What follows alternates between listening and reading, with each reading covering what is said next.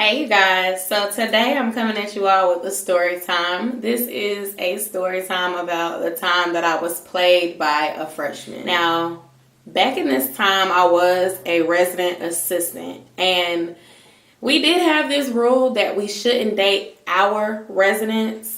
Technically, I never dated my resident. So this was back when I was 20. I was a junior at Clayton State. I had met this particular resident, and he was actually on my hall, but he was not my resident.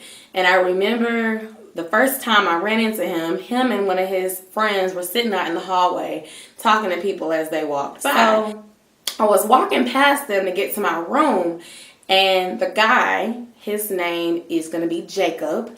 Jacob said something sly as I was walking by. And me, being who I am, I'm not going to just let you say something smart and I didn't hear you. So I go back like, what you say?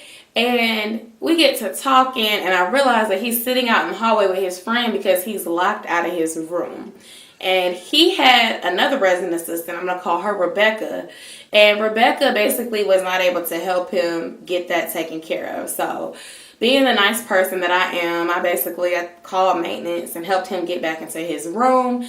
And we had been talking, waiting for maintenance to get there. And I basically struck a conversation with him. He was like in a relationship at the time.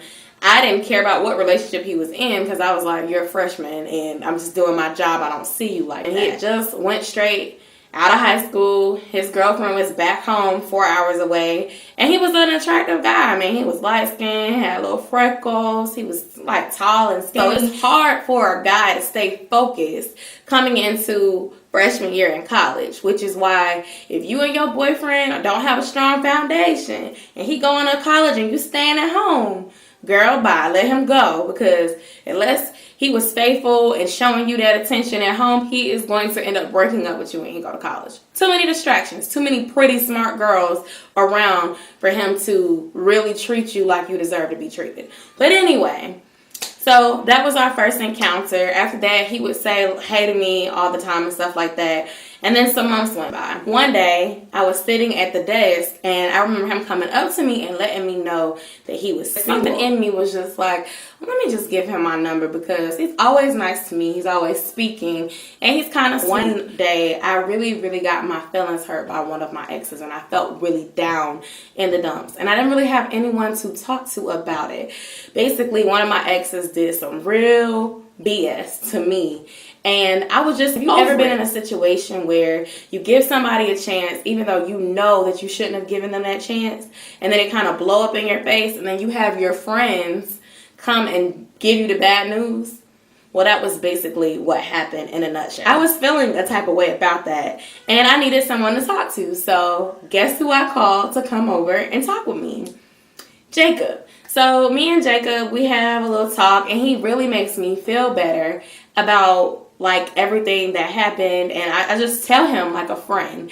And from then on, we started to kind of have a connection. It was a week that we had off during the year, and basically most of the people had went home. But because I was a RA, I stayed, and because he didn't want to go home, he stayed. So during that little break, we started talking and getting to know each other. Next thing I know, we done got into a relationship, and it's November. So his birthday comes up, and basically, I announced on my social media that we're in a relationship on his birthday because we celebrate and I do something really romantic.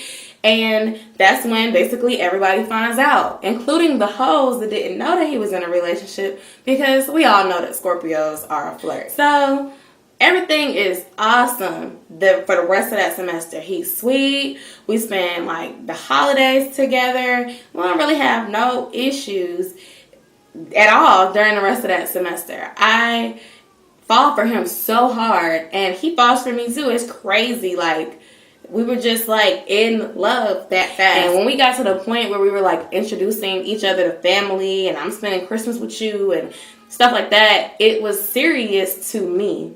So he came back with me, and that's when I started noticing a disconnect. Now, granted, we did spend New Year's together, and I did show him the drunk and crazy side of myself. Literally got sick. Boyfriend had to clean it up and everything. It was horrible. But some sort of disconnect happened after that time, And he basically began to play me.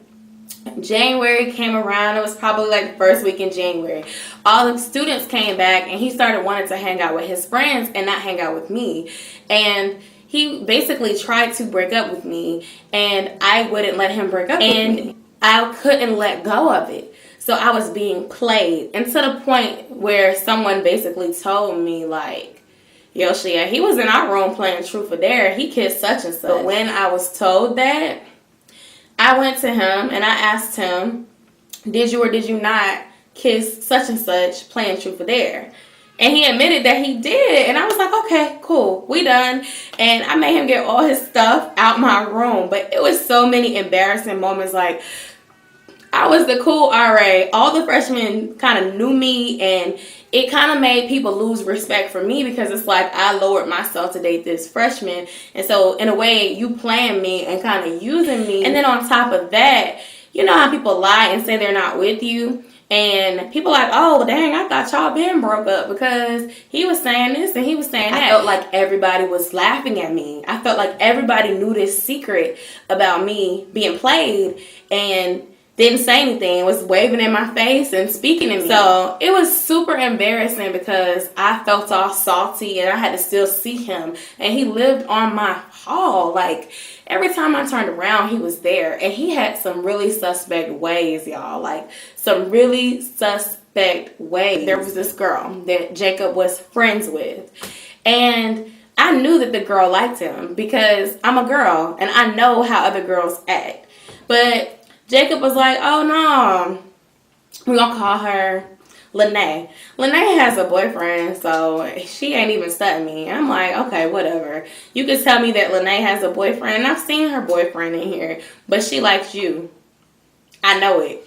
And then Lene ended up breaking up with her boyfriend, and after we broke up, they ended up getting together. He tried to tell me, oh no, don't worry about Lene. Like, Lene is just a friend. Lene is ugly. We talk about Lene. She this, she that, but you ended up being with Lene after you said that she was this and she was that and the third.